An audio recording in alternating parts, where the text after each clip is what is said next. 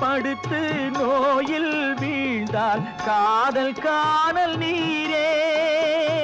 இது மேடு பள்ளம் தேடும் உள்ளம் போகும் ஞான தேரே. இல்லறம் கேட்டால் துறவறம் பேசும் இதயமே மாறிவிடு. நான் வாழ்ந்து பார்த்து சாய்ந்த தென்னை உன்னை நீ மாற்றிவிடு. இது கால தேவன் கலக்கம்.